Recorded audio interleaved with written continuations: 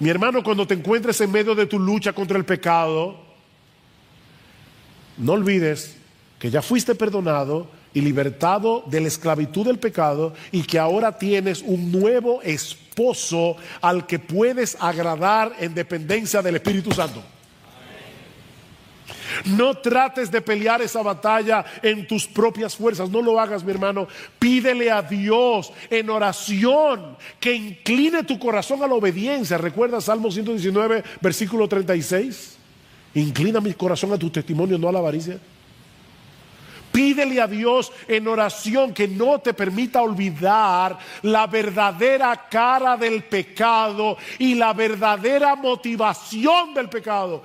Pídeselo a Dios, porque el pecado no está tratando de que tú tengas una vida muy alegre, muy gozosa. El pecado te quiere arruinar. La voluntad de Dios es buena, es agradable, es perfecta.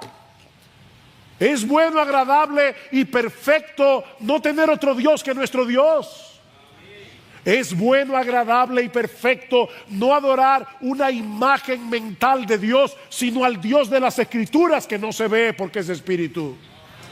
Es bueno, agradable y perfecto no tomar el nombre de Dios en vano. Es bueno, es agradable y es perfecto apartar un día de cada 7, el día del Señor, para adorarle y tener comunión con Él y con su pueblo en una forma especial, como no podemos hacerlo en el resto de la semana. Eso es bueno.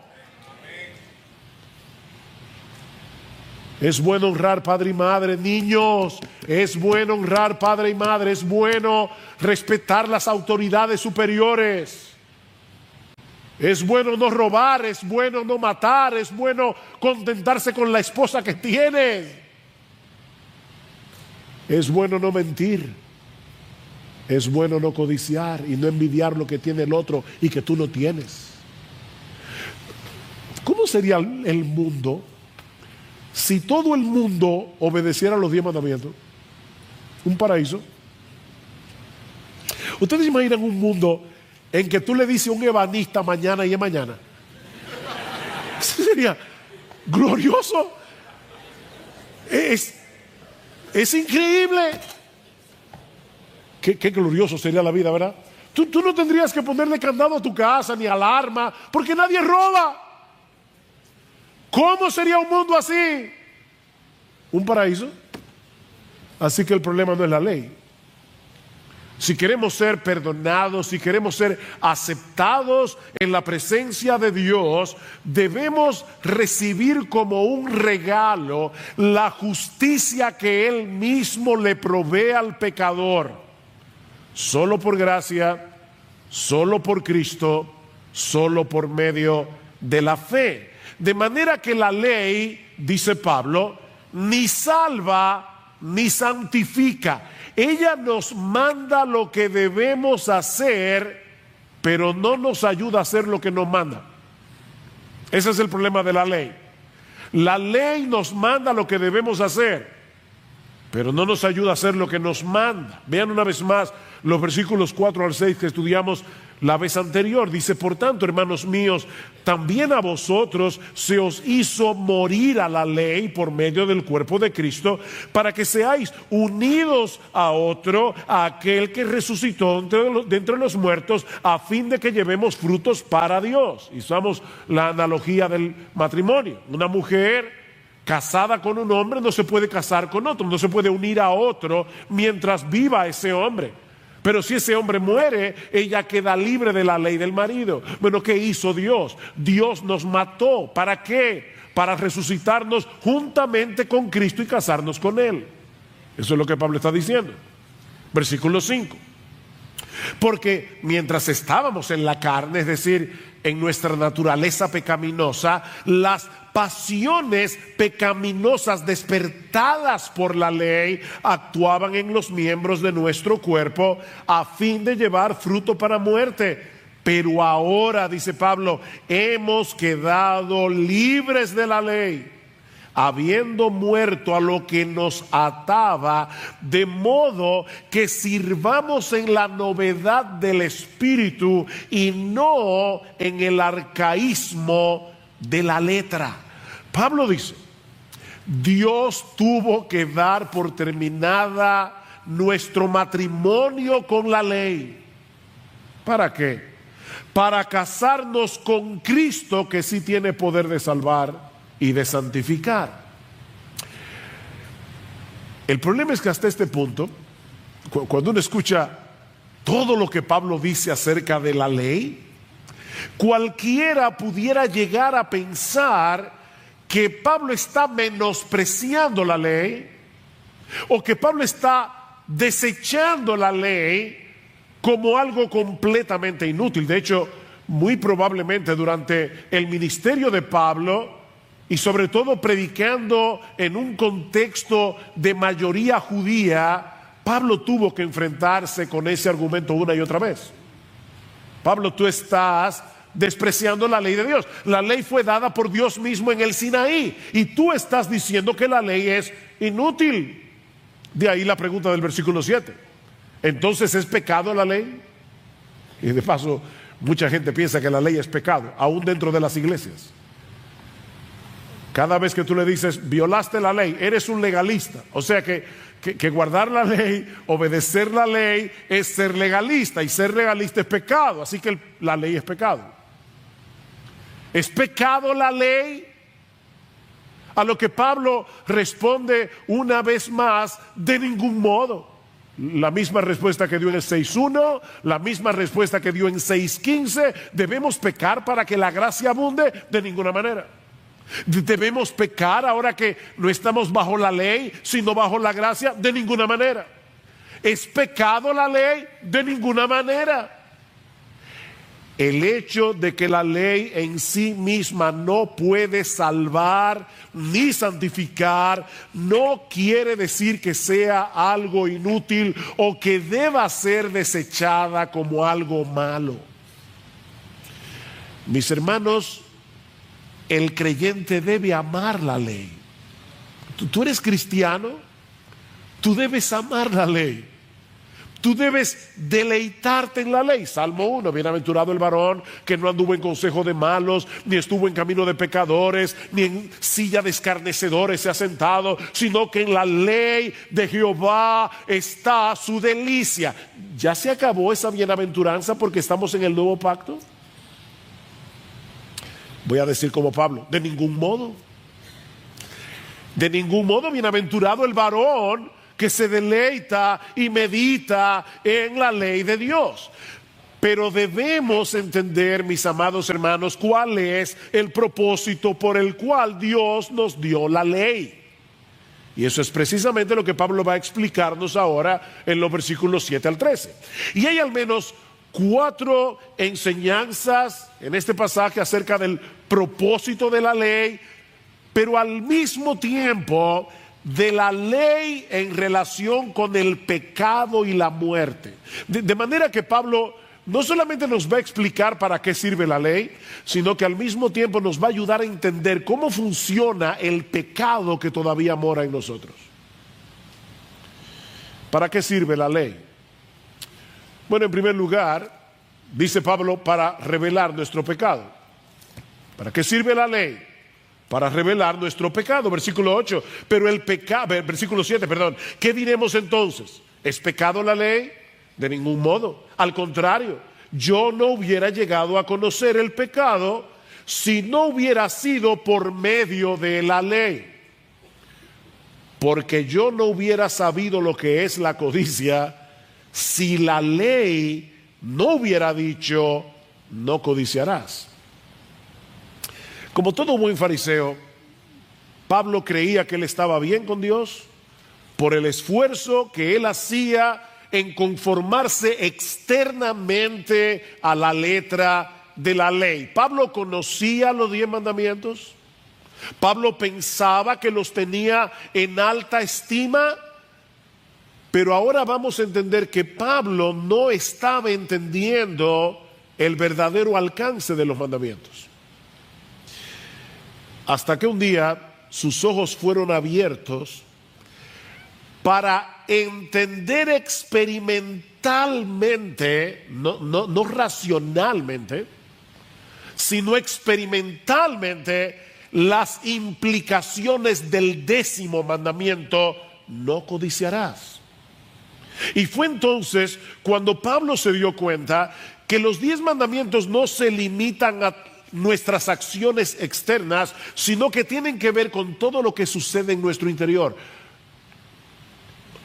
Mira, mi amigo, tú puedes pecar no haciendo nada, solamente con el pensamiento. La ley no solo tiene que ver con lo que yo hago con las manos, tiene que ver con lo que yo pienso, tiene que ver con lo que yo razono, tiene que ver con mis motivaciones. En ese sentido, Pablo era como el joven rico, ¿se acuerdan? Cuando llega delante del Señor y le dice: Maestro, ¿qué debo hacer? ¿Qué debo hacer para heredar la vida eterna? Oh, ¿tú quieres hacer algo para heredar la vida eterna? Bueno, déjame decirte cómo hacerlo. Noten que Cristo no le dijo: oh, confía en mí. Eso es lo que hubiera dicho un evangelista en el día de hoy.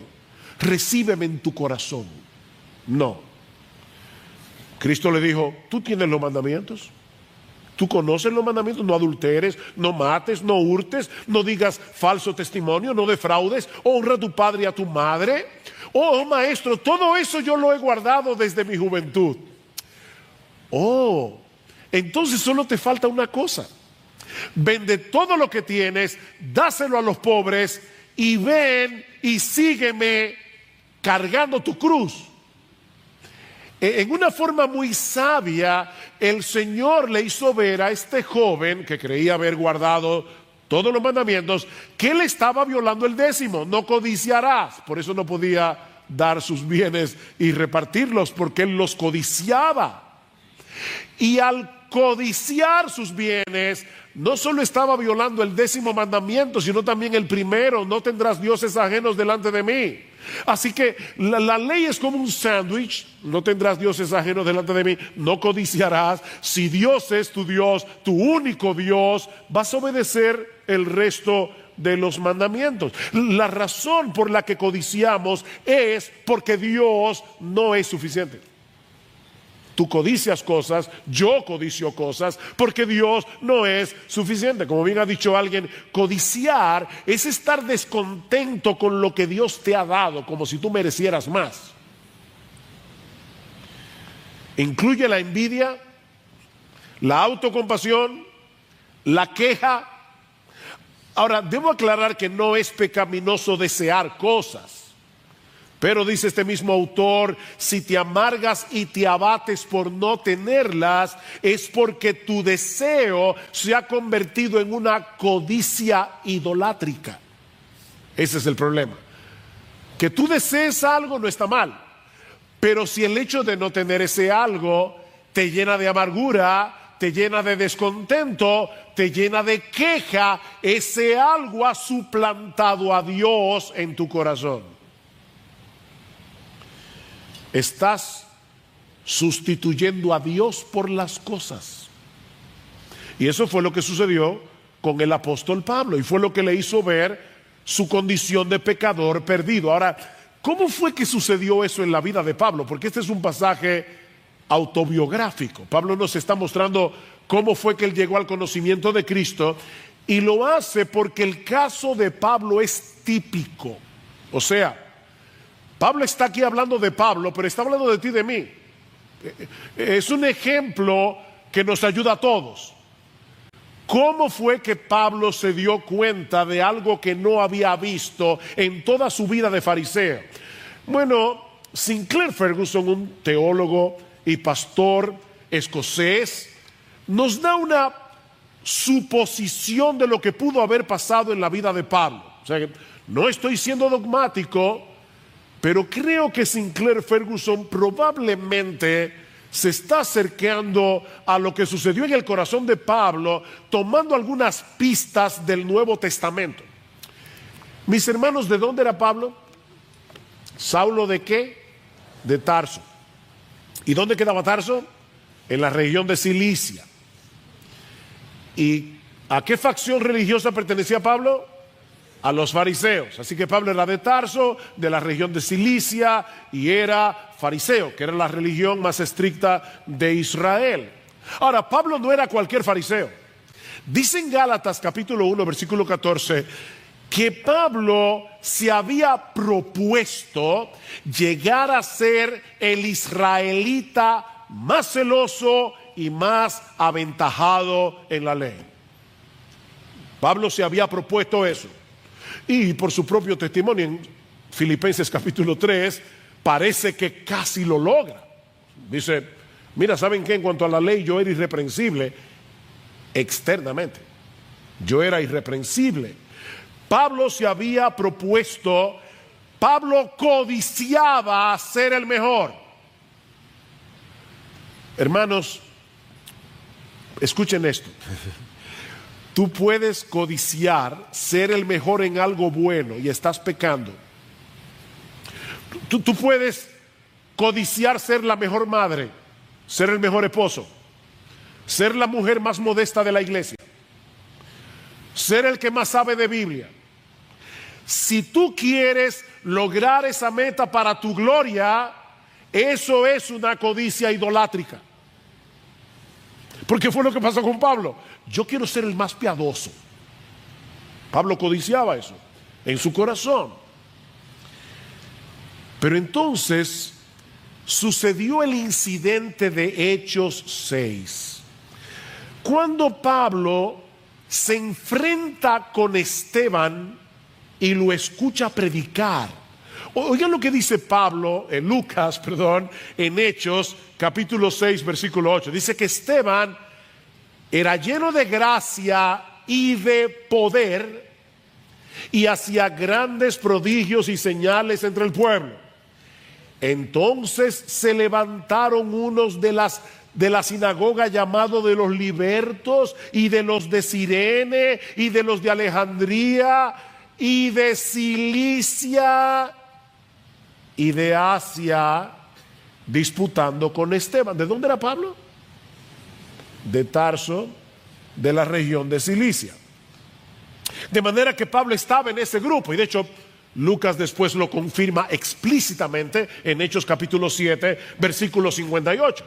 Ahora, mientras ellos más argumentaban con Esteban, Lucas nos dice que no podían resistir a la sabiduría y al espíritu con el que hablaba. Por decirlo de alguna manera, Pablo se había topado con la horma de su zapato. ¿Y qué pasó? Que la reputación que tanto había codiciado y que se había esforzado tanto por alcanzar, ahora parecía derrumbarse delante de sus ojos. Y 2 capítulos más tarde Pablo se convierte. Dios estaba preparando a Pablo para su encuentro con Jesús en su camino a Damasco, apenas unos días después. Pero primero tenía que hacerle ver la profundidad de su pecado. Pablo tenía que entender lo codicioso que él era, lo que él codiciaba, ser un hombre admirado por su piedad. El 10º mandamiento le hizo ver a Pablo la maldad de su corazón. De manera que la ley es como uno de esos espejos. ¿Han visto esos espejos que agrandan la cara?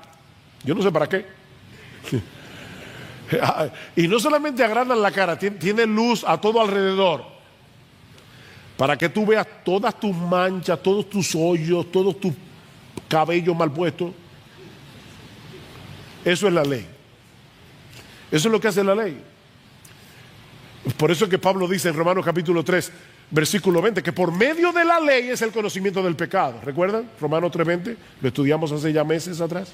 Por medio de la ley es el conocimiento del pecado. Mis hermanos, es por eso que nosotros nunca debemos predicar el evangelio de Jesucristo divorciado por la ley. Hablaba con un hermano esta semana que debe estar aquí, así que perdóname que no te pedí permiso, pero hablaba con este hermano y le decía: mira, nunca le digas a un pecador simplemente y meramente que reciba a Cristo. Si tú le preguntas a un pecador, ¿tú quieres recibir a Cristo hoy? ¿Por qué no? ¿Quién no quiere recibir a Cristo? ¿Quién no quiere ir al cielo? Ahora, si tú le dices a un pecador, mírate en el espejo de la ley para que te des cuenta que tú eres peor de lo que tú crees que tú eres, entonces hay una reacción. No, nadie puede venir a Cristo a menos que no entienda que está condenado y que va camino al infierno. Los sanos no tienen necesidad de médico. Mis hermanos, nunca prediquen el evangelio sin exponer primero las demandas de la ley. Muéstrale al pecador el espejo de la ley. ¿Para qué? Para que vea su necesidad de un salvador. Si no te ves a ti mismo como alguien que merece el castigo de Dios por sus pecados, ¿qué sentido tiene invitarte a que vengas a Cristo? Pero la ley no solamente revela el pecado.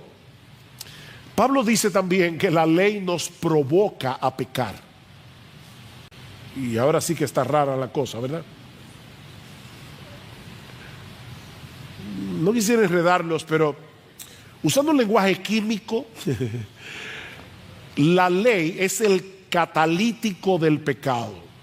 Si ustedes buscan la palabra catalítico, verán que es un elemento químico que provoca una reacción. Bueno, la ley es el catalítico del pecado. Ven el versículo 8.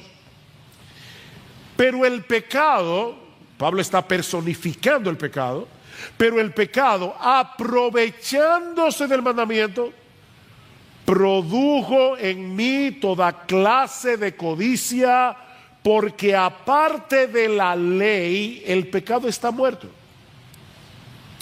No es que aparte de la ley no existe el pecado. Y Pablo ya demostró eso en Romanos 1, en Romanos 5. Antes de que Dios diera la ley en el Sinaí, había pecado en el mundo, dice Pablo. Pero el pecado está aletargado hasta que te dicen no lo hagas. Eso es lo que Pablo está diciendo aquí. Versículo 9. Y en un tiempo yo vivía sin la ley, pero al venir el mandamiento, el pecado revivió y yo morí. Recuerden la pregunta, ¿es pecado la ley? Pablo dice, de ningún modo. Sin embargo, aunque la ley no es pecado, el pecado se aprovecha de la ley para despertar en nosotros nuestras pasiones pecaminosas. Ya Pablo lo dijo en el versículo 5, porque mientras estábamos en la carne, las pasiones pecaminosas despertadas por la ley. Miren, basta con que se nos prohíba hacer algo para estar locos por hacerlo. Esa es nuestra naturaleza. No porque la ley es mala, sino porque tú y yo somos malos. ¿Es pecado la ley? No, pero tú sí eres pecador y yo también. Ese es el problema. Y no solamente la ley despierta el pecado que hay en nosotros, el problema es más profundo. El problema es que tú y yo queremos ser Dios. Y la ley es un recuerdo constante de que no lo somos. ¿Qué le dijo el diablo a Adán y a Eva en el paraíso? Seréis como Dios. Ese susurro sigue siglo tras siglo, seréis como Dios. El problema que tenemos con la ley es que la percibimos como un atentado contra nuestra soberanía. ¿Se entendió eso? La ley es un atentado contra nuestra soberanía. Queremos hacer lo que nos venga en ganas, de manera que al toparnos con la prohibición sentimos el impulso de querer reafirmar nuestro derecho de autodeterminación haciendo exactamente lo que la ley prohíbe. Padres, ¿ustedes no han visto eso miles de veces en sus hijos? Papi, yo quiero hacer esto. No, tú nunca me dejas hacer nada. Óyeme, ¿de verdad tu papá niños que están aquí, tu papá nunca te deja hacer nada. Pero es la rebelión del corazón que está desde que nacemos. Cuando estudiaba este pasaje durante la semana, recordé algo que había leído hace muchos años atrás, muchos años, en las Confesiones de San Agustín. Y de paso, ese es uno de los libros que yo recomendaría que alguna vez en tu vida léelo. Léelo, te va a hacer mucho bien.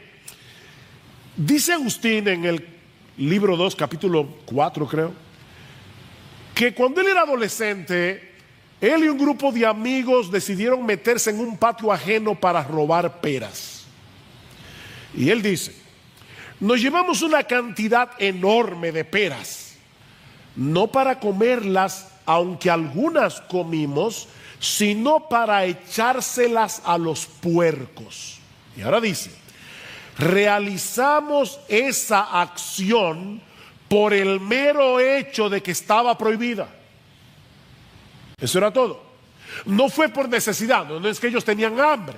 De hecho, me encanta en cierto modo porque es triste, pero dice Agustín más adelante que en el patio de su casa él tenía peras en abundancia y mejores, pero las arranqué del árbol por el hecho de robar.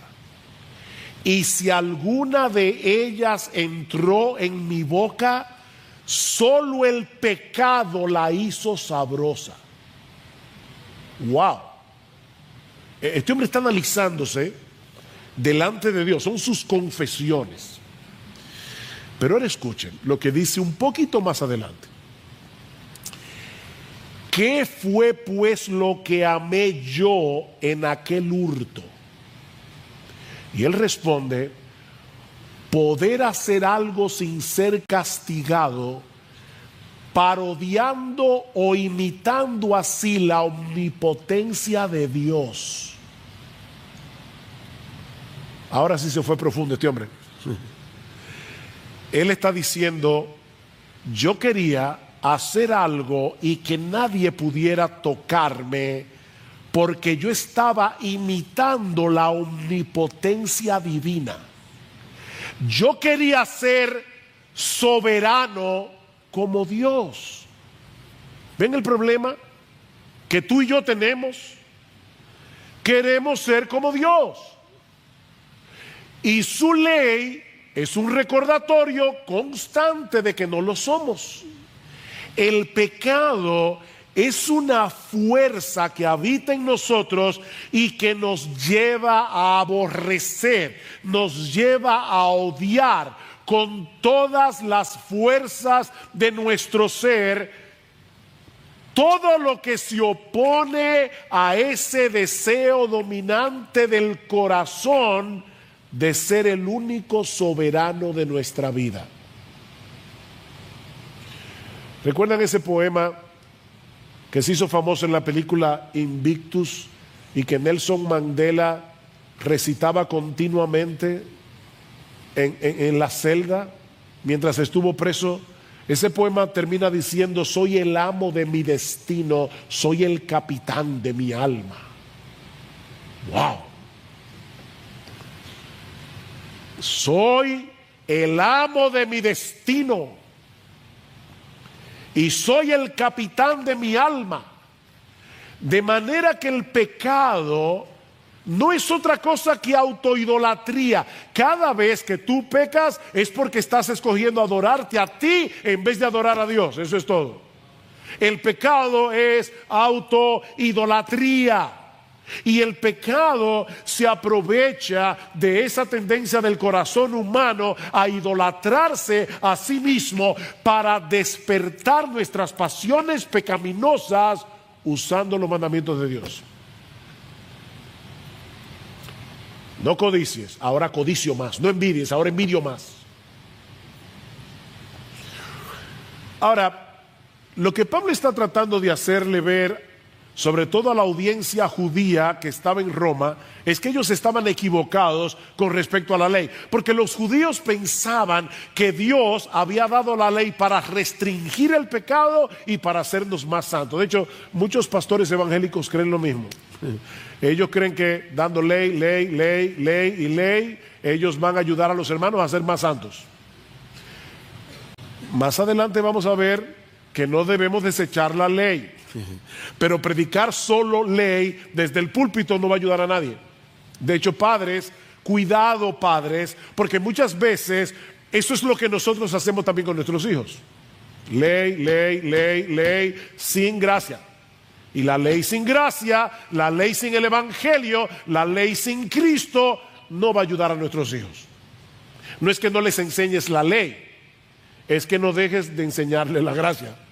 No dejes de predicarles el evangelio de la justificación por la fe sola.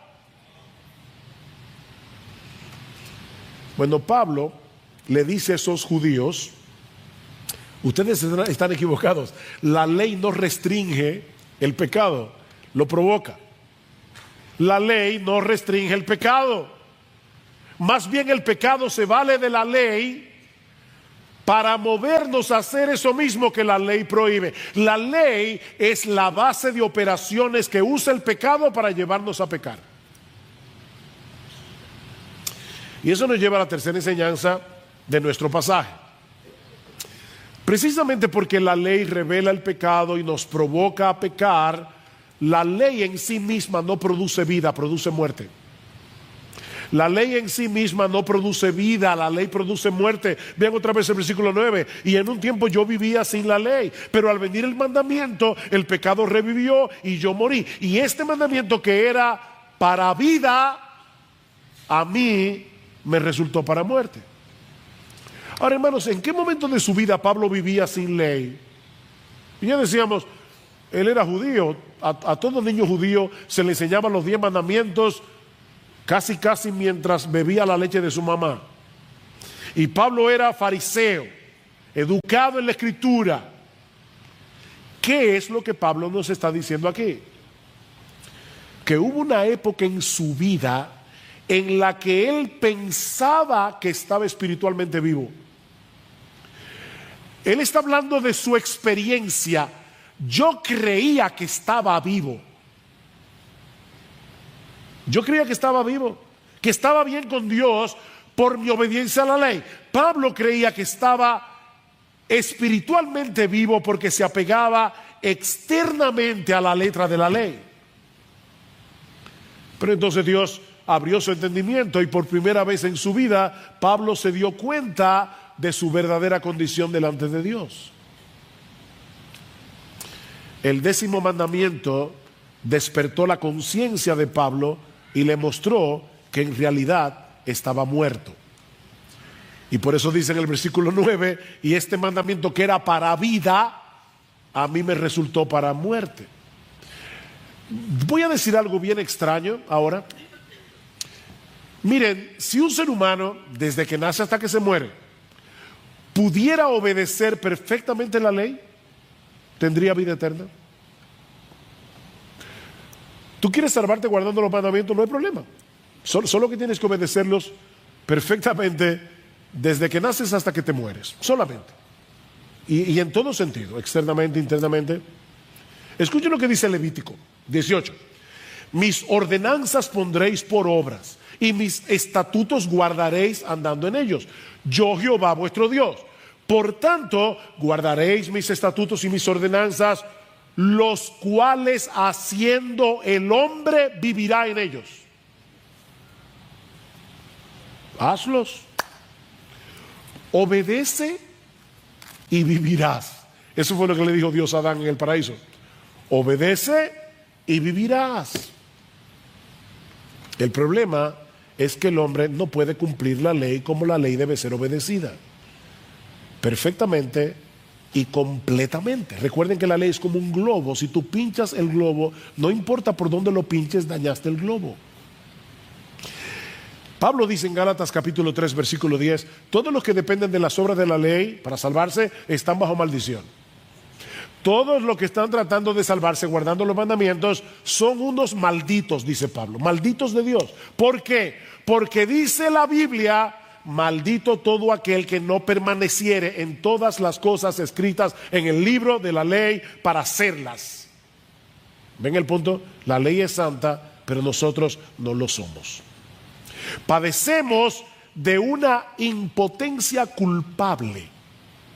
Es decir, no podemos obedecer la ley. Ay, el pobre, él no puede y le están pidiendo que lo haga. No, es una impotencia culpable. No podemos obedecer la ley porque amamos el pecado. No podemos obedecer la ley porque amamos hacer exactamente lo contrario. Dice Pablo en Romanos capítulo 8, versículo 7, la mente no regenerada es enemistad contra Dios, porque no se somete a la ley de Dios ni tampoco puede. No puede porque no quiere, no quiere porque no puede. Ponlo como tú quieras. Déjame ilustrarlo de esta manera. Martin Lloyd-Jones, le tomé prestada esta ilustración. Vamos a suponer por un momento que un individuo, amigo tuyo, te pidió una cantidad bastante considerable de dinero prestada. Tú le prestaste el dinero y cuando llegue el día de pago, el individuo va a tu casa y te dice: ay, mira, yo lo lamento mucho, pero no te puedo pagar, no puedo pagarte. Yo te ruego, por favor, que me extiendas el plazo, no te puedo pagar. Y se abre así, saca los bolsillos y dice: mira, no tengo nada, saca la cartera, estoy en ruinas. Tú te conmueves y cuando estás a punto de extenderle el plazo, el individuo sigue hablando y te dice: mira, la verdad es que yo había reunido el dinero para pagarte, pero ayer fui al casino y me puse a jugar a la ruleta, y además de todo fui con unos amigos y le pagué todos los tragos, se los pagué y me arruiné. ¿Y ahora le vas a extender el plazo? Es verdad que el individuo no te puede pagar, pero su incapacidad de pagarte es una incapacidad culpable. Bueno, lo que estamos diciendo aquí, mis amados hermanos, es que nuestra incapacidad de cumplir la ley no nos exonera, sino que agrava nuestra culpabilidad. No podemos obedecer la ley de Dios, no por culpa de la ley, sino por culpa de nosotros mismos, que amamos el pecado. Noten el versículo 11. Porque el pecado, aprovechándose del mandamiento, me engañó, y por medio de él me mató. Oh, esa es la raíz del problema. No es la ley la que te mata, es el pecado usando la ley. El pecado es tan astuto que es capaz de usar la misma ley, la ley de Dios, para engañarnos y para llevarnos a la condenación. Y el pecado se vale de varias estrategias para llevar a cabo su maquiavélico plan. Depende del caso. Y si no le da un resultado con uno, se va con el otro. O sea, él tiene varias estrategias. El pecado es muy creativo para usar la ley en contra nuestra. ¿Y cómo lo hace el pecado? Bueno, en el caso de algunos, los lleva a esforzarse por guardar la ley para salvarse. Eso es una forma en que el pecado nos engaña. Guarda la ley para que te puedas salvar. Miren, mis hermanos, esa es una de las formas más eficaces para endurecer el corazón de un pecador y alejarlo de Jesús. No es por casualidad que las personas más duras en contra del evangelio son los religiosos. Son las personas más duras, porque ellos están tratando de salvarse cumpliendo la ley. El pecado te está engañando, haciéndote creer que puedes salvarte guardando la ley. Y es un engaño del pecado. Ahora, ese engaño está unido a otro engaño, y es que el pecado reduce el alcance de la ley a las acciones externas para hacernos creer que estamos cumpliendo la ley. Miren, yo no les voy a pedir que levanten la mano, pero yo estoy seguro que serían muchos los que la levantarían. ¿Quiénes aquí, predicando el evangelio a un perdido, te dice, pero yo nunca he matado, yo nunca he robado, yo nunca he adulterado? Lo que esa persona está diciendo en realidad es, yo nunca he cometido la acción externa de la ley. Es por eso que Jesús le dice a los fariseos, ¿de verdad tú nunca has matado? Mira, todo aquel que se enoja contra su hermano con un enojo pecaminoso, ¿ya lo mató? Perdón, ¿hay alguien aquí que no sea un homicida? Óyeme, todo aquel que se enoja contra su hermano y usa palabras hirientes para descargar su ira, para denigrar a la otra persona, estúpido, imbécil, cabeza hueca, bueno para nada. Ok, ¿hay alguien aquí que no es un asesino?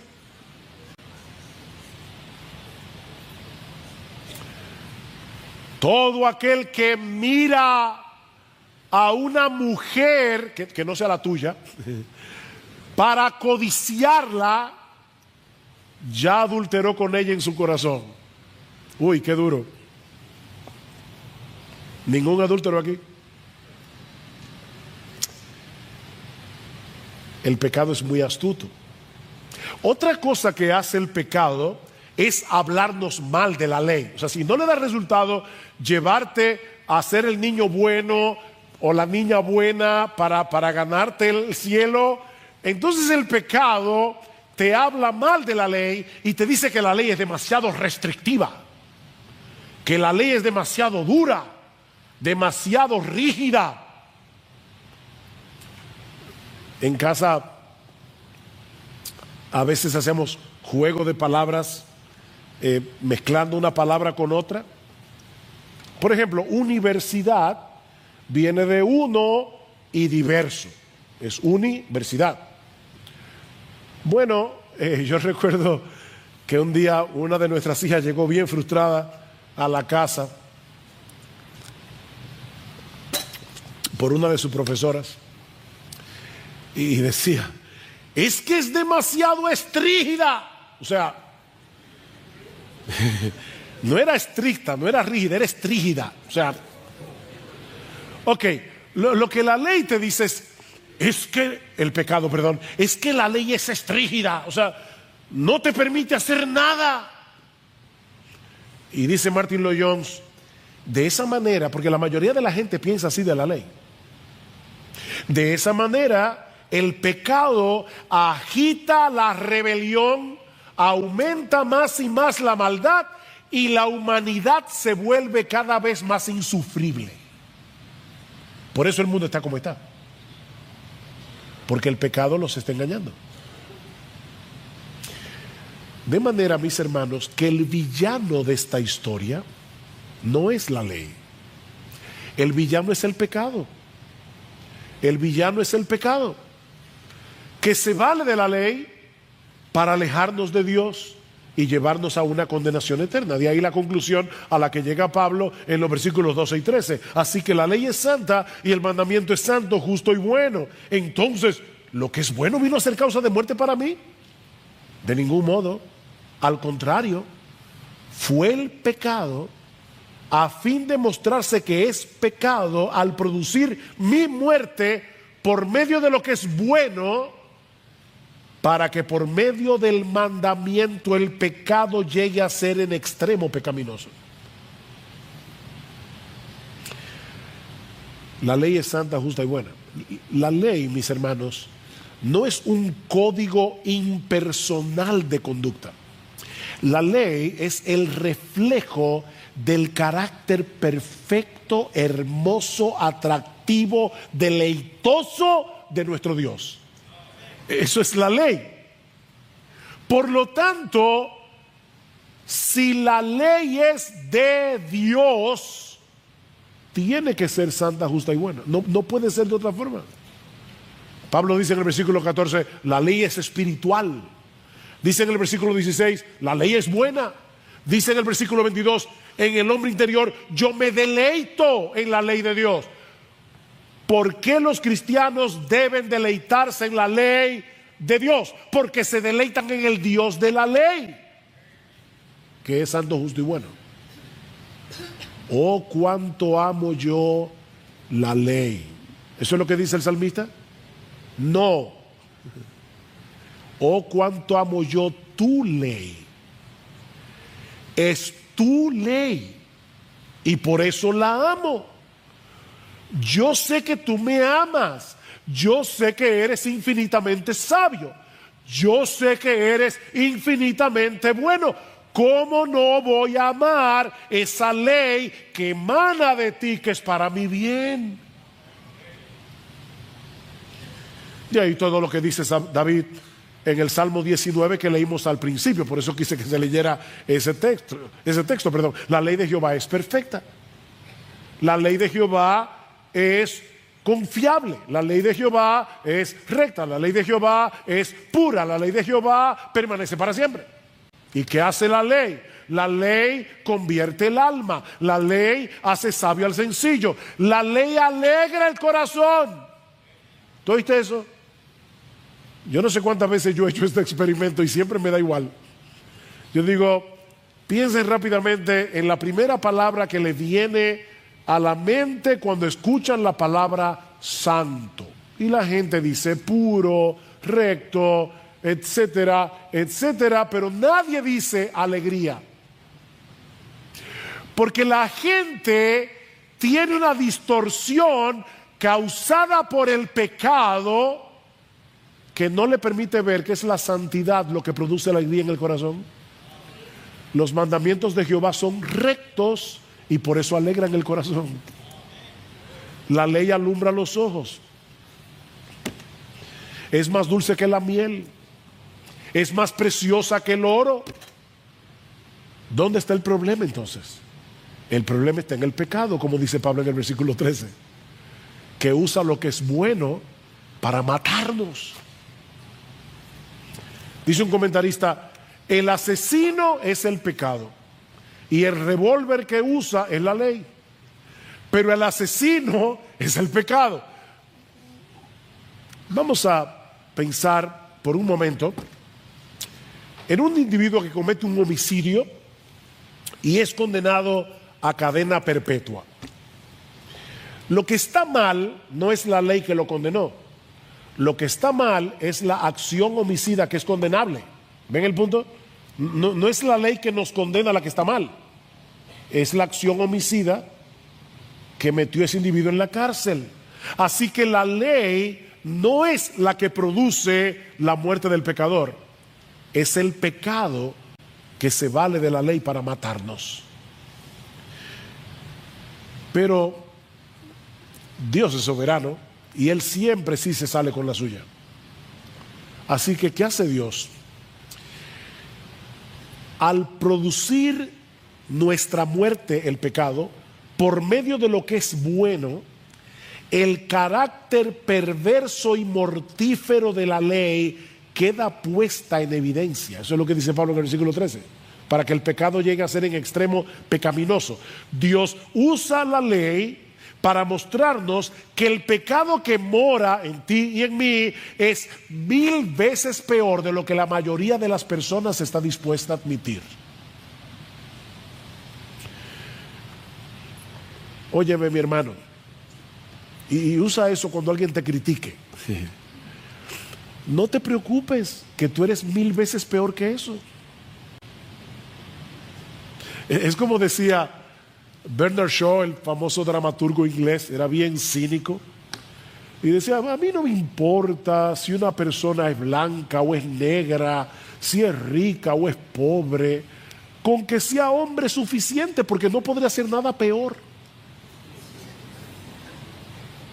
Ya si tú eres ser humano, de verdad, tranquilo, que tú eres peor de lo que la gente piensa de ti. Tú eres 1000 veces peor.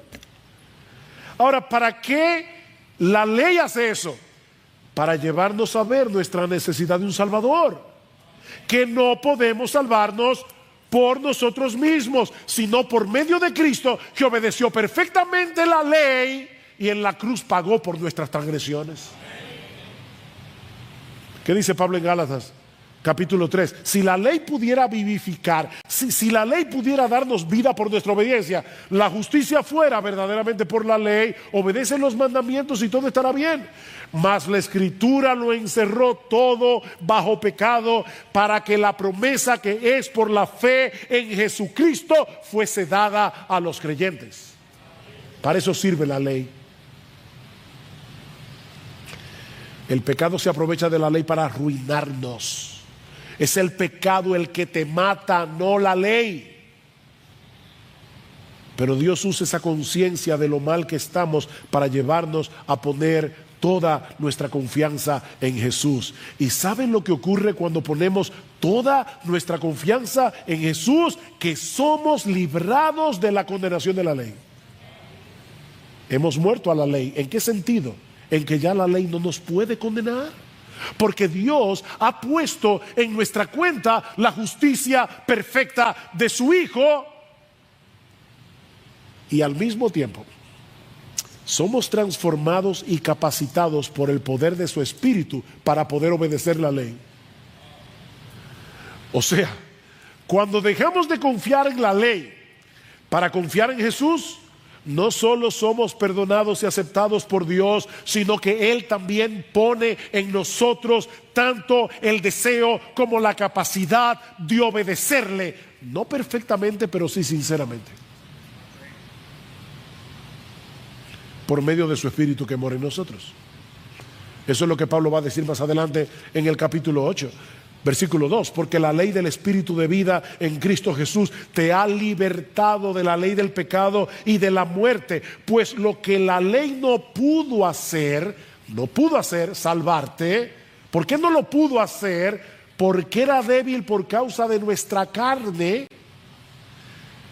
Dios lo hizo, enviando a su propio Hijo en semejanza de carne de pecado, y como ofrenda por el pecado, condenó al pecado en la carne. ¿Para qué? Para que el requisito de la ley se cumpliera en nosotros, que no andamos conforme a la carne, sino conforme al Espíritu. No podemos cumplir la ley en nuestras propias fuerzas, pero ahora tenemos los recursos de la gracia que necesitamos para andar en obediencia a la ley. Así que, mis hermanos, nuestra lucha no es contra la ley. Nuestra lucha es contra el pecado que mora en nosotros y que va a continuar allí batallando y batallando y batallando para alejarnos de Dios, que es la fuente de todo bien. El verdadero creyente es aquel que lucha contra el pecado, no contra la ley. Amados, yo os ruego como extranjeros y peregrinos, primera de Pedro 2:11, que os abstengáis de que de la ley, no de los deseos pecaminosos que batallan contra el alma, no de la ley. Recuerda que la ley no solo es santa y justa, es buena, dice Pablo. La ley procura nuestro bienestar, no llevarnos a vivir una vida miserable y aburrida. Pablo va a decir más adelante en Romanos capítulo 2, versículo 2, que la voluntad de Dios, resumida en la ley, es buena, es agradable a los ojos de Dios y perfecta. Mis hermanos y aquellos que son miembros de Iglesia Bíblica del Señor Jesucristo, mira, tú puedes tener 25 años, 30 años en la membresía de esta iglesia. Si tú no estás siendo santificado, tú nunca fuiste justificado y vas camino al infierno con todo y tu membresía. Eso es básicamente lo que Pablo nos enseña en este pasaje. Porque la fe que salva nos une a Cristo. La unión con Cristo es el centro de este texto. De hecho, me vi tentado a titular este sermón de esa manera: nuestra unión con Cristo. Porque es de eso que habla este pasaje. La fe que salva nos une a Cristo. Y debido a esa unión con Cristo, somos progresivamente transformados por el poder del Espíritu para que cada vez más nos parezcamos más a Él y menos a nosotros. Eso es básicamente lo que Pablo nos enseña en este pasaje. Y precisamente quiero comenzar. Mi primer encabezado es hablando acerca de nuestra unión con Cristo, porque si no entendemos esa parte, no vamos a entender todo lo demás. Dios nos ha unido a Cristo desde el instante en que creímos en Él. Vean una vez más los versículos 1 al 3. ¿Qué diremos entonces? ¿Continuaremos en pecado para que la gracia abunde? De ningún modo. Nosotros que hemos muerto al pecado, ¿cómo viviremos aún en él? ¿O no sabéis que todos los que hemos sido bautizados en Cristo Jesús, hemos sido bautizados en su muerte? Esta tarde, como ya se avisó, vamos a tener un bautismo en nuestra iglesia, así que vamos a tener la oportunidad de ver un ejemplo en vivo de lo que Pablo nos está enseñando en este texto. Todo verdadero cristiano debe bautizarse. Ahora, ¿qué es lo que el bautismo simboliza? Mis hermanos, lamentablemente, muchos ven el bautismo en función de nosotros. ¿Qué significa el bautismo? Bueno, que yo he creído en Cristo y por lo tanto ahora yo estoy dando testimonio público de mi fe. Y es verdad que en el momento en que una persona se bautiza, está dando testimonio público de su fe en el Señor Jesucristo. Pero lo que el bautismo simboliza no es lo que nosotros hacemos al creer, sino lo que Dios hizo al unirnos a Cristo por el poder de su Espíritu Santo. Es por eso, mis hermanos, que todos los verbos que están en los versículos 3 al 7, todos están en voz pasiva. Y como yo sé que algunos hace mucho que pasaron por el colegio, déjenme recordarles que en la voz pasiva el sujeto recibe la acción del verbo. Él es pasivo, él recibe la acción. Vean una vez más, versículo 3. ¿O no sabéis que todos los que hemos sido bautizados en Cristo, hemos sido bautizados en su muerte? Por tanto, hemos sido sepultados con Él por medio del bautismo para muerte, a fin de que como Cristo resucitó de los muertos por la gloria del Padre, así también nosotros andemos en vida nueva, porque si hemos sido unidos en Él, en la semejanza de su muerte, ciertamente lo seremos también en la semejanza de su resurrección, sabiendo esto, que nuestro viejo hombre fue crucificado con Él para que nuestro cuerpo de pecado fuera destruido, a fin de que ya no seamos esclavos del pecado, porque el que ha muerto ha sido libertado del pecado. ¿Cuál fue tu participación en todo eso? Dios te mató, Dios te crucificó, Dios te resucitó. Decía Juan Calvino en sus instituciones que el bautismo, a mí me llamó la atención esto, el bautismo da testimonio a nuestra fe. No somos nosotros solamente los que estamos dando testimonio, es Cristo también el que está dando testimonio a través del bautismo. El bautismo, dice Calvino, da testimonio a nuestra fe de que no solo somos injertados en la muerte y la vida de Cristo, sino que somos unidos a Él de tal manera que nos hace participantes de sus bienes. El bautismo, los hermanos que se van a bautizar esta tarde, el bautismo le va a decir algo a la fe de ellos. Y no solo ellos van a decirnos algo a nosotros. Y mis hermanos, ese es un concepto vital para entender de qué se trata la vida cristiana. De hecho, llama la atención que de las 13 cartas del Nuevo Testamento que se atribuyen al apóstol Pablo, en ninguna de ellas Pablo se refiere a los creyentes como cristianos. No hay una sola vez en que Pablo le llame cristiano a los creyentes. Pablo se refiere a los creyentes una y otra vez como aquellos que están en Cristo.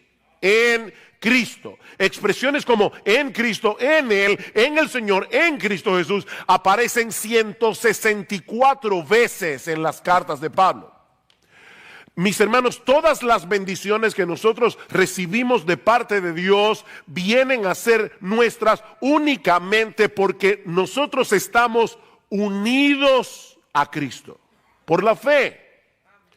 Es de su plenitud que tomamos todos gracia sobre gracia. Él es la vid, nosotros somos los pámpanos, Él es la cabeza, nosotros somos el cuerpo. De manera que la salvación no consiste en algo que Dios nos da por causa de Cristo. No, la salvación es que Dios nos da a Cristo.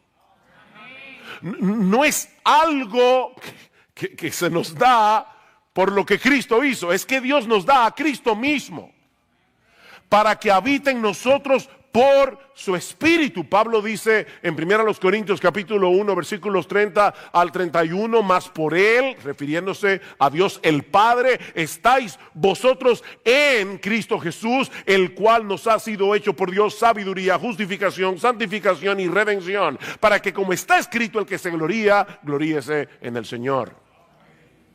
Por Él estáis en Cristo. Por supuesto, esta unión es un misterio.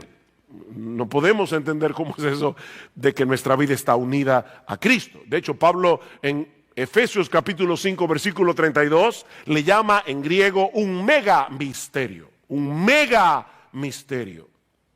Pero es una realidad que todo cristiano debe entender y que todo cristiano debe abrazar con deleite. Una analogía que nos puede ayudar para entender este tema de la unión con Cristo es la del matrimonio, que es la que Pablo usa en Efesios capítulo 5. En Efesios 5, luego de citar Génesis capítulo 2, de que el hombre dejará a su padre y a su madre y se unirá a su mujer y los dos serán una sola carne, Pablo dice, grande es este misterio, mas yo digo esto respecto de Cristo y de la iglesia, no del hombre y de la mujer, sino de Cristo y de la iglesia, porque la unión en el matrimonio del hombre y de la mujer es una parábola viviente de la unión de Cristo con su iglesia. Este viernes en la noche se casaron dos hermanos, Eric y Yanni, aquí en nuestra iglesia. Hasta el pasado jueves, hace 3 días, ellos eran dos solteros que estaban comprometidos para casarse. A partir del viernes en la noche, y debido al pacto matrimonial, ellos dejaron de ser dos para convertirse en una sola carne. Increíble. El jueves eran dos. A partir del viernes en la noche, eran uno. Por supuesto, Eric sigue siendo Eric, Jamie sigue siendo Jamie, pero tan pronto firmaron el acta matrimonial, sus vidas quedaron unidas de tal manera la una con la otra, tanto en un sentido legal como práctico, que ahora se pertenecen entre sí. Están realmente unidos el uno al otro como la cabeza y el cuerpo. Y ya nadie los puede decapitar.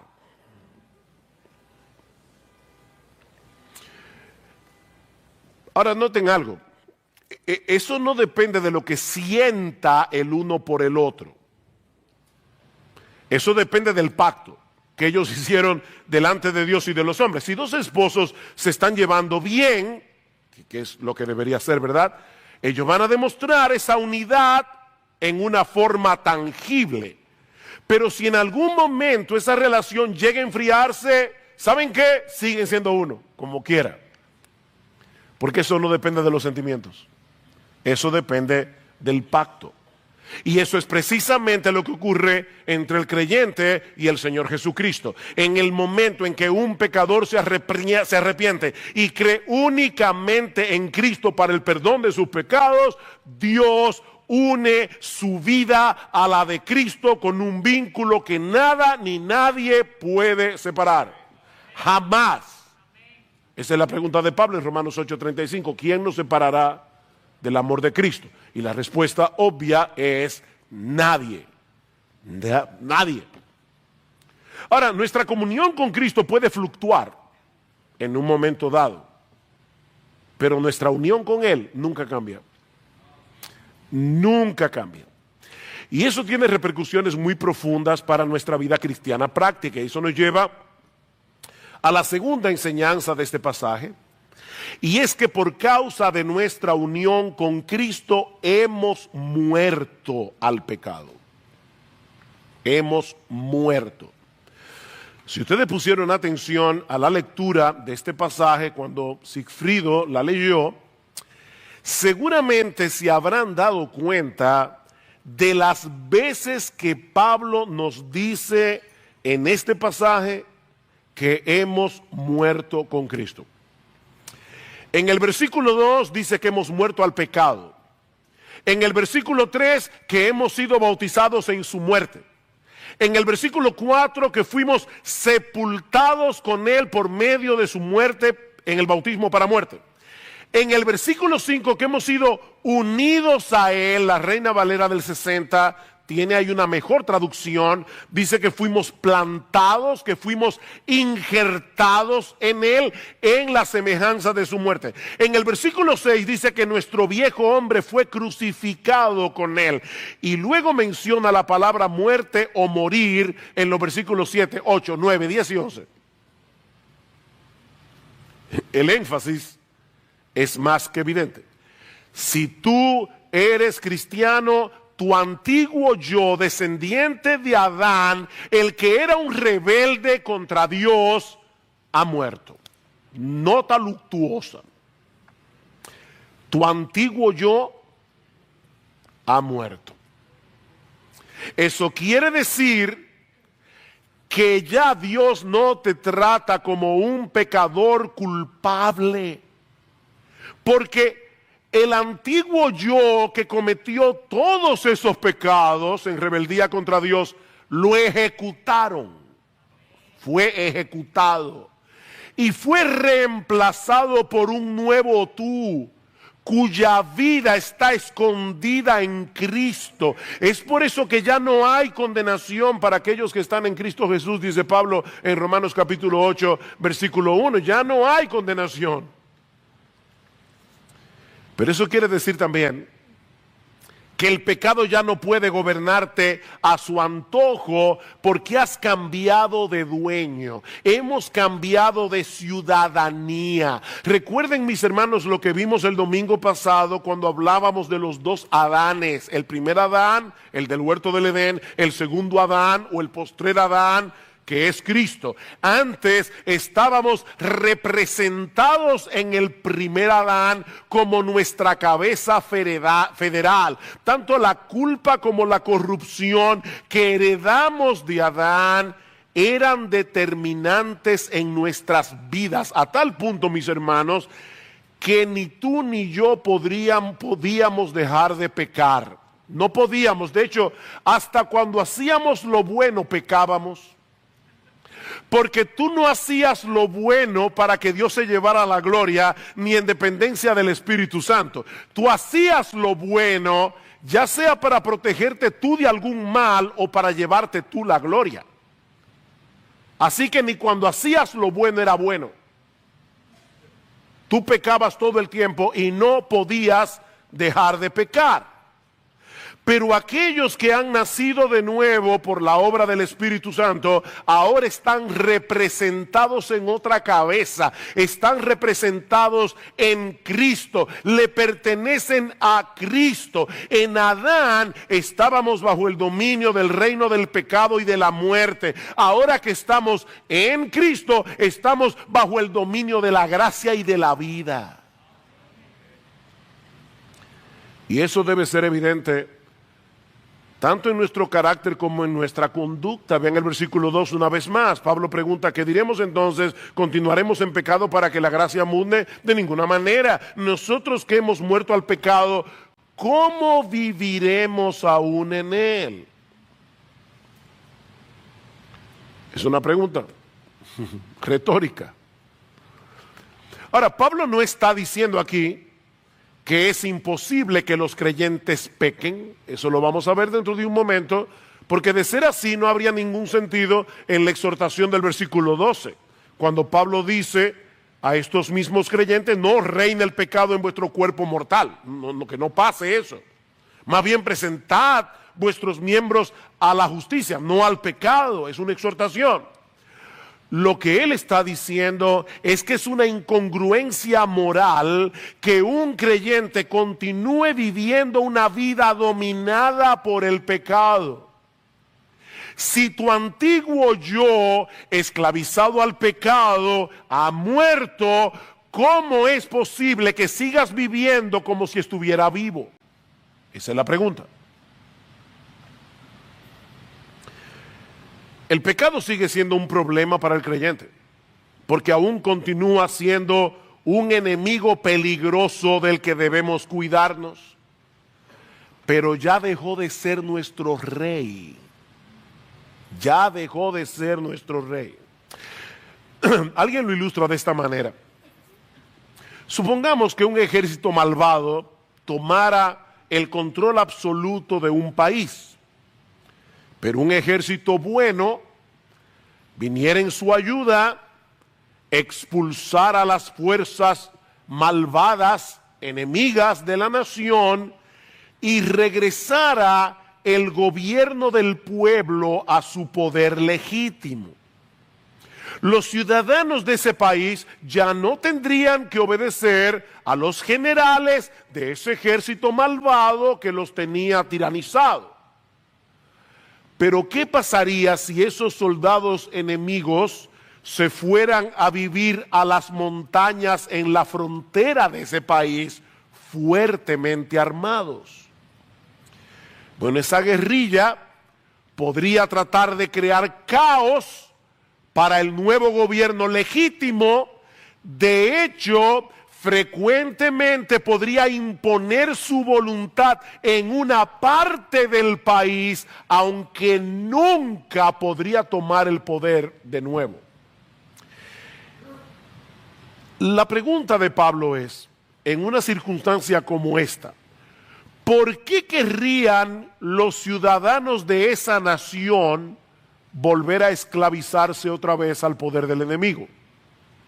Ven, los que hemos muerto al pecado, ¿cómo viviremos aún en él? Es imposible que un verdadero creyente quiera regresar a su antigua vida de completa rebeldía contra Dios, porque su antiguo yo ha muerto y ha sido libertado de esa esclavitud. El creyente desea de corazón hacer la voluntad de Dios, y cuando peca, siente vergüenza por haber pecado y es traído de nuevo al arrepentimiento. Vean una vez más los versículos 6 y 7. Dice Pablo, sabiendo esto, que nuestro viejo hombre fue crucificado con él para que nuestro cuerpo de pecado fuera destruido, a fin de que ya no seamos esclavos del pecado, porque el que ha muerto ha sido libertado del pecado. Yo sé que la Reina Valera dice justificado del pecado. Las dos ideas pueden fundirse aquí, porque todo el que ha sido justificado del pecado ha sido libertado del pecado. Esa palabra que se traduce en el versículo 6 como destruido no significa aniquilado. Es una palabra griega que significa hecho inoperante. Lo que Pablo parece estar diciendo en estos dos versículos es que nuestra vieja naturaleza, descendiente de Adán, esclavizada al pecado, fue crucificada con Cristo para que el pecado no continúe encontrando libre expresión en nuestro cuerpo. Por eso le llama el cuerpo pecaminoso carnal. El pecado obra a través de nuestro cuerpo.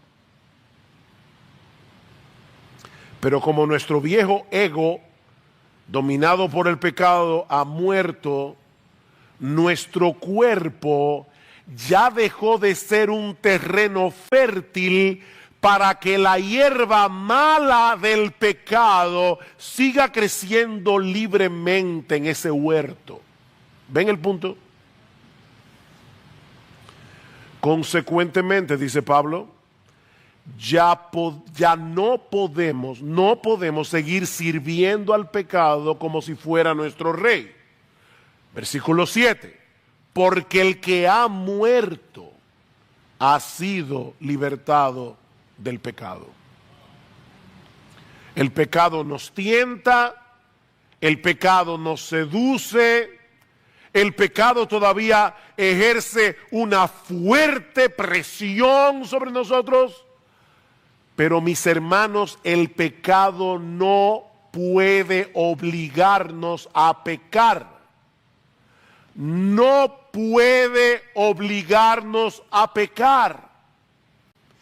Y cuando logra vencernos, porque hasta que lleguemos a la gloria, nosotros tendremos incongruencias en nuestras vidas, pero cuando Él logra vencernos, en vez de alegrarnos por haber hecho lo que queríamos hacer, y que era contrario a la voluntad de Dios, el creyente se avergüenza, el verdadero creyente se avergüenza de haber pecado contra su Señor y tarde o temprano se vuelve a Él en arrepentimiento y fe. Es por eso, mis hermanos, que la vida cristiana es una vida de arrepentimiento y de fe.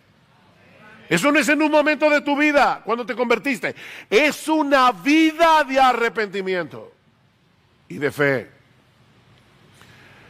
La buena noticia, digo, ya esa es muy buena, pero hay otra mejor. Es que el creyente no solo ha muerto al pecado, sino que por causa de nuestra unión con Cristo, ahora está vivo para Dios. Hemos muerto al pecado, y esta es nuestra tercera enseñanza, pero por causa de nuestra unión con Cristo, ahora estamos vivos para Dios. Estar unidos a Cristo significa que todo lo que le sucedió a Él, nos sucedió a nosotros misteriosamente. Y Cristo no solo murió en una cruz por causa de nuestros pecados, sino que también resucitó al tercer día. Y nosotros los creyentes, que morimos juntamente con Él, también resucitamos juntamente con Él para vivir en novedad de vida. Vean el versículo 4, otra vez.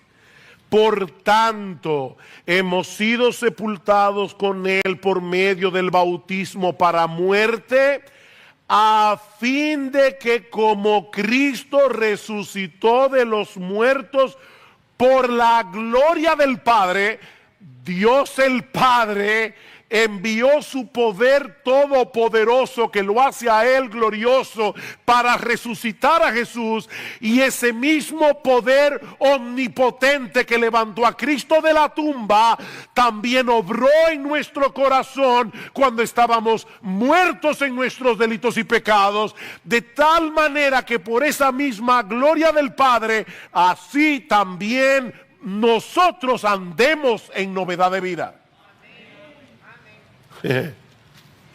Wow, qué glorioso evangelio. Los cristianos hemos resucitado juntamente con Cristo, de manera que a pesar de que el pecado todavía mora en nosotros, increíblemente en nuestro corazón queremos vivir para la gloria de Dios. Es una lucha, Pero en medio de esa lucha, queremos vivir para la gloria de Dios. Pablo dice en 2 Corintios capítulo 5, versículo 17, somos una nueva creación. La Reina Valera dice, si alguno está en Cristo, nueva criatura. El texto griego dice, somos una nueva creación en Cristo. Y por lo tanto, mis hermanos, tenemos nuevos afectos, tenemos nuevas inclinaciones, tenemos nuevos deseos. ¿No es así?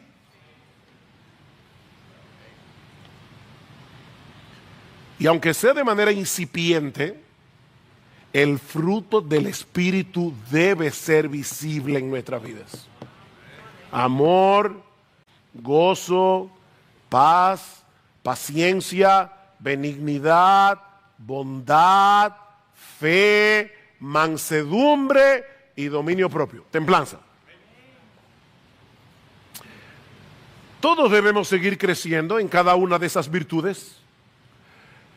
Pero la obra del Espíritu en cada creyente es formar esas virtudes en nosotros para que nos parezcamos cada vez más a Cristo, que es el retrato perfecto de Gálatas 5:22, 23. Cristo es el fruto del Espíritu. Ese es su carácter. ¿Sabe lo que eso nos enseña, mis hermanos? Que el cristiano no se distingue primariamente por lo que no hace. Hay personas que piensan en la santidad en función de lo que no hace. Yo no hago esto, yo no voy aquí, yo no voy allá. No, mis hermanos. Lo que distingue al cristiano son las cosas que hace, con el deseo expreso de que Dios sea glorificado en su vida y otros sean beneficiados. Eso es lo que distingue a un cristiano. Seguimos teniendo una lucha porque vivimos para Dios en un cuerpo pre-resucitado y pre-glorificado. Nosotros todavía no hemos resucitado, todavía no hemos sido glorificados, pero aguardamos la llegada de aquel día en que nuestros cuerpos sean glorificados, todas las células cancerosas del pecado sean eliminadas, de modo que podamos vivir para Dios sin impedimento en un cuerpo sin pecado. Amén. Versículo 5. Porque si hemos sido unidos a Él en la semejanza de su muerte, me encanta esta frase, ciertamente lo seremos. Hay una certidumbre en eso. Ciertamente lo seremos también en la semejanza de su resurrección. Tú puedes estar absolutamente seguro de eso. Versículo 6. Sabiendo esto, otra vez, certeza, que nuestro viejo hombre fue crucificado con él para que nuestro cuerpo de pecado fuera destruido, a fin de que ya no seamos esclavos del pecado. De nuevo, Pablo está diciendo, no podemos seguir sirviendo al pecado porque ahora tenemos otro dueño. Versículo 9. Sabiendo que Cristo, habiendo resucitado de entre los muertos, no volverá a morir, ya la muerte no tiene dominio sobre él, porque en cuanto él murió, murió al pecado de una vez para siempre, pero en cuanto vive, vive para Dios. Así también vosotros consideraos muertos para el pecado, pero vivos para Dios en Cristo Jesús. Amén. Vivos para Dios. La muerte de Cristo es un evento único e irrepetible, pero el resultado de su resurrección permanece para siempre.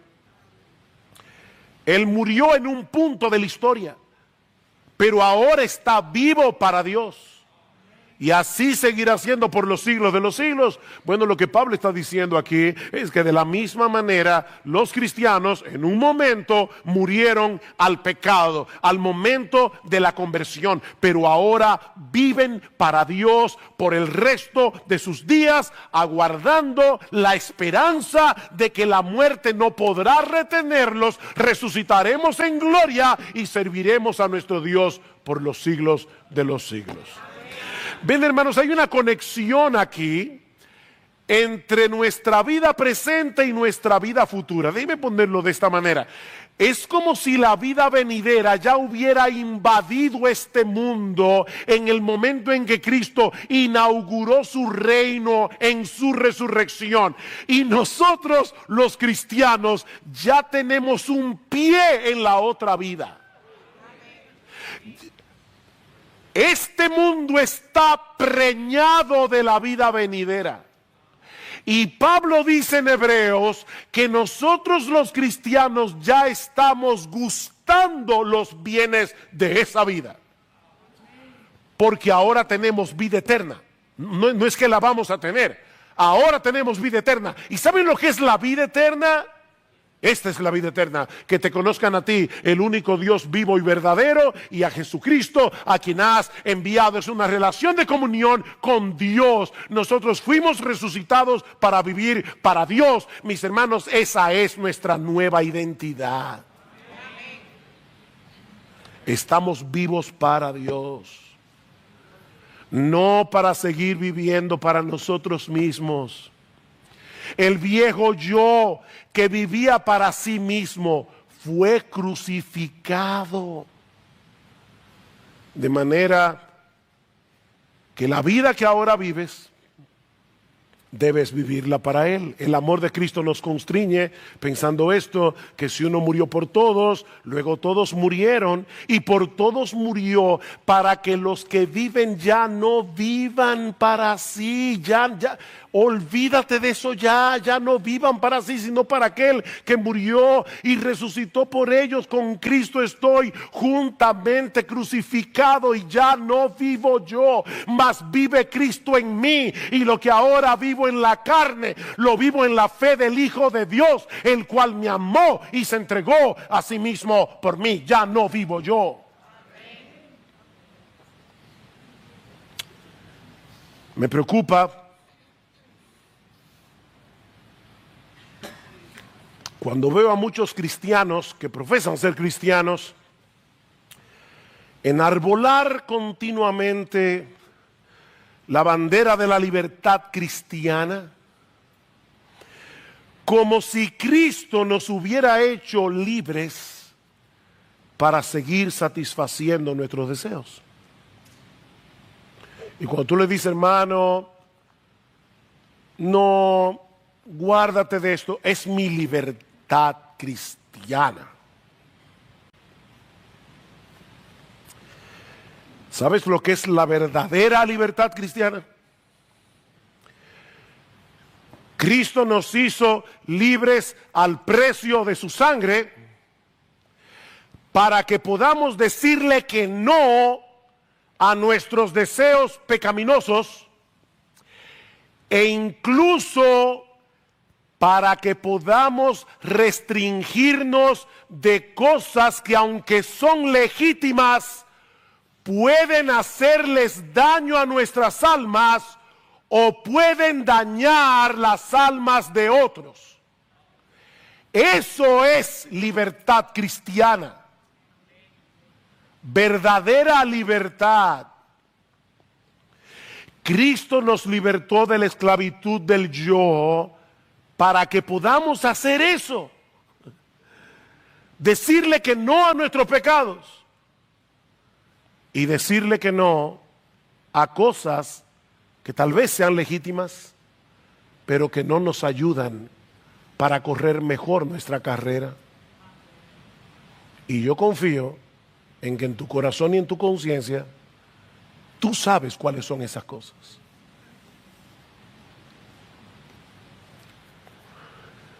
Mira, si tú no puedes hacer eso, si tú no puedes decirle que no a tus deseos, no puedes hacerlo.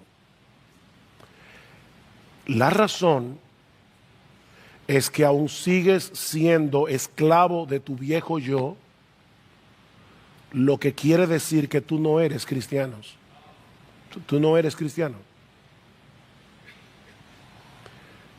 Para los cristianos es una lucha decir que no.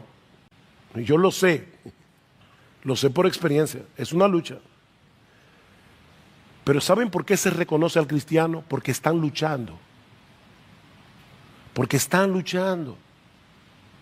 Y cuando se caen, vuelven y se levantan en arrepentimiento y regresan al campo de batalla para seguir peleando. Es eso lo que identifica a un verdadero cristiano. ¿Y sabes cuál es la clave para pelear bien esta batalla? Eso me lleva a mi cuarta y última enseñanza de este pasaje. Entender nuestra identidad en Cristo y vivir conforme a ella. Los cristianos debemos abrazar, vivir y disfrutar los resultados de nuestra unión con Cristo. Vean una vez más el versículo 11. Así también vosotros consideraos muertos al pecado, pero vivos para Dios en Cristo Jesús. Considérense así, mírense así. Cuando ustedes piensen en ustedes, piensen en ustedes como personas que han muerto al pecado y que resucitaron para Dios. A lo largo de este pasaje, Pablo ha estado insistiendo en que hay cosas que los cristianos debemos saber. ¿Se dieron cuenta? Versículo 3. ¿O no sabéis que todos los que hemos sido bautizados en Cristo hemos sido bautizados en su muerte? Versículo 6. Sabiendo esto, que nuestro viejo hombre fue crucificado. Versículo 9. Sabiendo que Cristo, habiendo resucitado de los muertos, no volverá a morir. Debemos saber eso. Pero ahora Pablo nos dice en el versículo 11, no solo que debemos saber eso, no solo que debemos entender lo que ha sucedido con nosotros por causa de nuestra unión con Cristo, sino que debemos abrazar con gozo los resultados de esa unión. Hemos muerto al pecado, estamos vivos para Dios. A veces he estado en iglesias o conferencias donde se habla del tema de la santidad y al final del servicio, buenos hermanos, no estoy juzgando al que lo hace, pero buenos hermanos hacen un llamado a los cristianos a volver a consagrar sus vidas a Cristo. Y muchos hermanos vienen al frente. Personalmente, yo no creo que esa práctica produzca ni verdadera consagración ni verdadera santidad en la vida de los cristianos. Y de hecho creo que muchas veces sin quererlo se produce cierta manipulación. Vuelvo y repito, sin quererlo. Y muchos pasan al frente en ese momento emotivo. Mis hermanos, eso no produce santidad. Lo que produce santidad es que tú te recuerdes día tras día, tras día, tras día, hasta que te mueras. ¿Quién eres tú en tu unión con Cristo? Consideraos muertos al pecado. Entiende de una vez por todas que esa es tu identidad. ¿Y sabes por qué Pablo dice eso? Porque él sabe que nosotros tendemos a olvidar quiénes somos en nuestra unión con Cristo, sobre todo en esos momentos en que estamos siendo fuertemente tentados a pecar.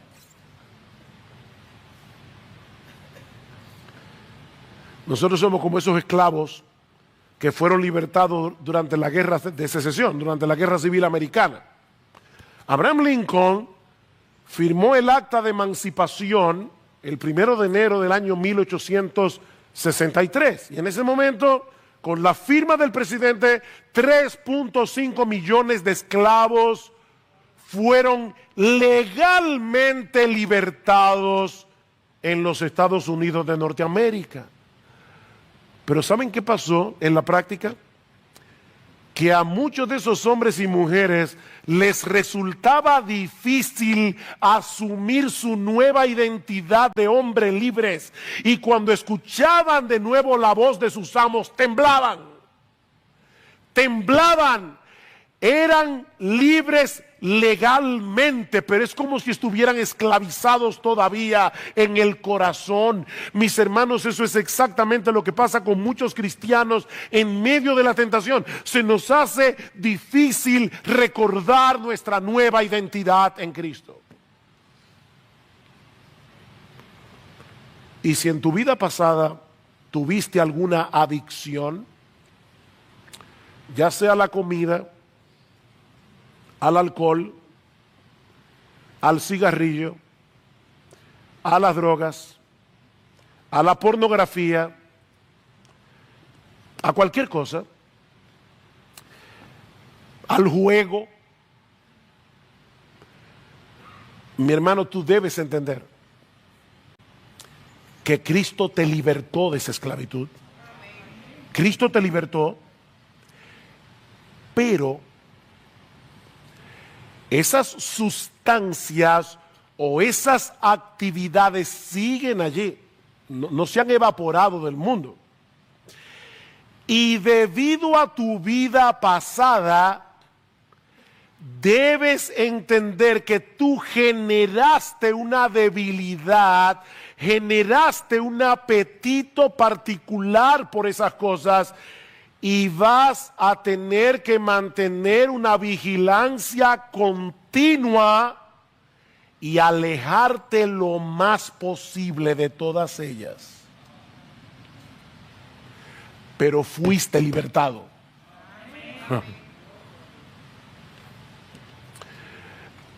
Nosotros le llamamos hoy a esas cosas adicción o adicciones. La Biblia le llama idolatría. La adicción es una idolatría a ciertas cosas. ¿Y saben lo que dice la Biblia? Primera de Juan, capítulo 5, versículo 21. Hijitos míos, huid de la idolatría. No basta con que tú tengas la enseñanza de Romanos 6 en tu cabeza. Sal huyendo. Sal huyendo. Esas cosas siguen siendo problemáticas para ti. Aléjate lo más posible. Pero sobre todas las cosas recuerda continuamente tu bautismo. Recuerda lo que esa ceremonia dice acerca de tu nueva realidad en Cristo. Estamos unidos a Él por la fe y debido a esa unión hemos muerto al pecado y estamos vivos para Dios. Eso es una realidad. Hemos muerto y estamos vivos. ¿Qué debemos hacer ahora? Versículo 12. Por tanto, aquí está la conclusión. No reine el pecado en vuestro cuerpo mortal para que no obedezcáis sus lujurias, ni presentéis los miembros de vuestro cuerpo al pecado como instrumentos de iniquidad. ¿Ustedes creen que en la iglesia de Roma no habían ex adictos a algo? Esa era una sociedad pagana llena de vicios. Y Pablo les está diciendo: ya no presenten vuestro cuerpo mortal para obedecer sus lujurias. Ni presentéis los miembros de vuestro cuerpo al pecado como instrumentos de iniquidad, sino presentaos vosotros mismos a Dios como vivos de entre los muertos y vuestros miembros a Dios como instrumentos de justicia. Negativamente, Pablo nos dice que no debemos permitir que la fuerza guerrillera del pecado vuelva a tomar control de nuestro cuerpo, aunque sea momentáneamente. Sigue en pie de guerra, en dependencia del Espíritu Santo, porque ahora, mi hermano, aunque tú no lo creas, porque el pecado te hace creer que no puedes, tú puedes decirle que no a los deseos carnales que batallan contra el alma. Puedes decirle que no. Miren, a veces es una guerra que te da taquicardia. Tú sudas. Yo me he visto a mí mismo en ese trance. Tú estás allí con el pie para que el diablo no abra la puerta, pero no es que tú estás ahí tranquilo. No es tranquilamente. Tú estás sudando esa batalla. Señor, en dependencia tuya, por favor, no me dejes quitar este pie de ahí. Y el diablo es tan malo y tan engañador que te dice, tú si eres hipócrita, tú estás loco por hacerlo. Ya que te ensucies un poco más, no, mientras tú no quites el pie de ahí, tú no has pecado, tú has entrado en tentación, que son dos cosas diferentes.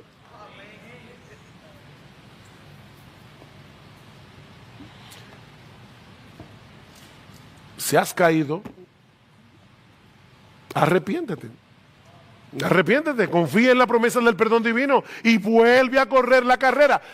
Mi hermano, no te dejes paralizar por tus fracasos pasados, porque esos fracasos no redefinen lo que ahora eres en Cristo.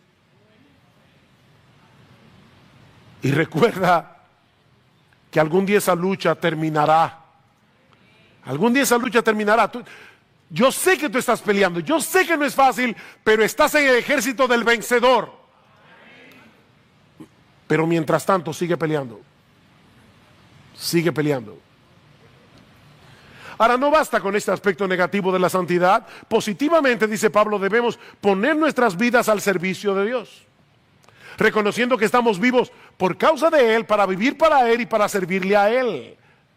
Recuerden, mis hermanos, eso es lo que caracteriza a un cristiano. No es lo que no hace, es lo que hace. Es lo que hace. Me encantó esta mañana leyendo en mi devocional Segunda de Crónicas, capítulo 17, hablando de Josafat, en la Biblia de las Américas, dice que él se entusiasmó en los caminos del Señor. Me encantó esa frase. Se entusiasmó en los caminos del Señor. ¿Tú crees que eso no es posible para ti? Entusiasmarte en el camino del Señor.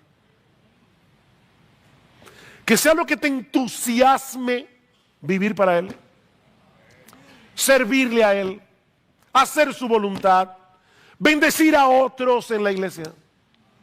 O si algunos aquí se propusieran en el 2020, yo quiero vivir para Dios, sirviéndole a su pueblo conforme a los dones que Dios me dio. Ya no voy a seguir sentado en la iglesia calentando bancos. Y óyeme, tú no tienes que estar en un ministerio formal para hacer eso. Busca cristianos aquí que necesitan urgentemente, nuevos creyentes, que necesitan urgentemente ser discipulados. Nadie lo verá, pero Dios lo verá y estarás edificando a su iglesia. Yo me sorprendo cada vez que escucho a una persona decir, es que yo no encuentro lugar donde servir en la iglesia, que tú no encuentras lugar donde... Pero mira a tu alrededor, mi hermano. La cantidad de gente que hay aquí que necesita servicio. ¿O tú crees que hay que ser maestro de escuela dominical o cantar bien o tocar el piano? No.